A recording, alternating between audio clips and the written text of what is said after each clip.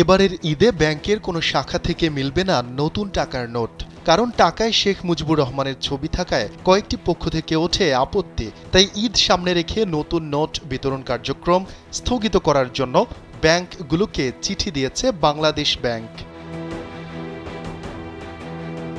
বিভিন্ন ব্যাংকে পাঠানো চিঠিতে কেন্দ্রীয় ব্যাংক বলেছে, আসন্ন পবিত্র ঈদুল ফিতর উপলক্ষে জনসাধারণের মাঝে নতুন নোট বিনিময় কার্যক্রম বন্ধ রাখার জন্য পরামর্শ দেয়া হলো। পাশাপাশি ব্যাংকের শাখায় যে নতুন নোট গচ্ছিত রয়েছে তা বিনিময় না করে সংশ্লিষ্ট শাখায় সংরক্ষণ করার জন্য বলা হয়েছে। এদিকে বাংলাদেশ ব্যাংকের কর্মকর্তারাও নতুন নোট পাবেন না বলে জানিয়ে দেওয়া হয়েছে। দেশ জুড়ে তোলপাড় ওয়ালটন ফ্রিজ কিনে আপনিও হয়ে যেতে পারেন মিলেনিয়ার। এর আগে কেন্দ্রীয় ব্যাংক বিজ্ঞপ্তিতে জানিয়েছিল, পবিত্র ঈদুল ফিতর উপলক্ষে নতুন টাকা পাওয়া যাবে ১৯ মার্চ থেকে। এবার ৫, ২০ ও ৫০ টাকার নোট দেয়া হবে।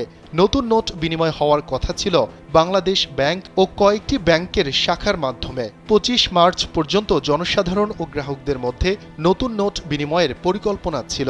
এর মধ্যে নতুন নোট বিতরণ বন্ধ রাখার সিদ্ধান্ত নিল কেন্দ্রীয় ব্যাংক।